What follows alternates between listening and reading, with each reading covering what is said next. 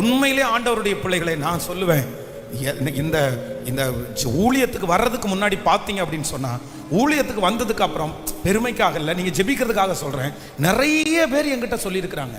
நிறைய பேர் என்ன தெரியாதவங்க நீங்க என்ன படிச்சிருக்கிறீங்க அப்படின்னு கேட்டுருக்காங்க. நான் வந்து எனக்கு வந்து இந்த ஆர்கிடெக்ட் ரொம்ப பிடிக்கும். ஆர்கிடெக்ட் ரொம்ப பிடிக்கும்னா ரொம்ப பிடிக்கும். அப்போ வந்து சில காரியத்தெல்லாம் நான் சிலருக்கு பண்ணி கொடுத்துருக்கிறேன், சிலருக்கு ஒரு ஐடியா கொடுப்பேன். அந்த மாதிரி கொடுக்கும்போது நீங்கள் என்ன படிச்சீங்க அப்படின்னு கேட்பாங்க.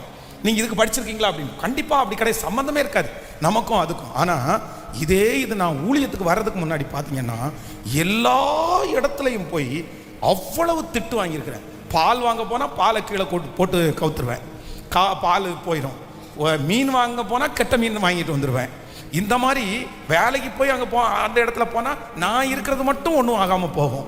இந்த ப்ரெஸ் வேலையில் இருந்தேன் ஒரு டைம், ஒரு 1 இயர் வந்து பிரிண்டிங் ப்ரெஸ்ஸில் வேலைக்கு போனேன். பிரிண்டிங் ப்ரெஸ்ஸில் பார்த்தீங்கன்னா அந்த கரெக்டாக அந்த ஸ்க்ரீன் பிரிண்டிங்கை சன்லைட்டில் வச்சு எக்ஸ்போஸ் பண்ணி அதை எடுக்கணும்.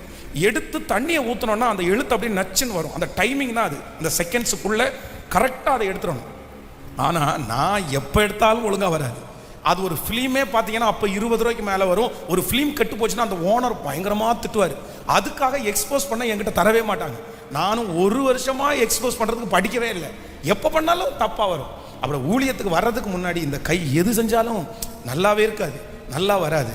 ஆனால் கர்த்தரிடத்தில் வந்து ஜெபம் பண்ணதுக்கு பிற்பாடு, கேட்டதுக்கு பிற்பாடு, அவருடைய கரம் என் கரத்தோட வந்ததுக்கு பிற்பாடு, அவருடைய ஞானம் என் ஞானத்தோட வந்ததுக்கு பிற்பாடு வெரி சேஞ்ச். நிறைய மாற்றம். 1 மாற்றம் 2 மாற்றம் இல்லை, நிறைய மாற்றம்.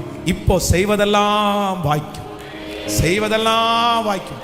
ஒன்றுக்கு ஆகாததை கொடுத்தா கூட ஆகும்படியா பண்ணி விட்டுரும் அப்படின்றத ட்ரை பண்றோம். நான் நம்புறேன், எனக்கு மட்டும் அல்ல இந்த சத்தத்தை கேட்குற ஒவ்வொருத்தருக்கும் அந்த அபிஷேகத்தை கர்த்தர் கொடுக்க போறாரு.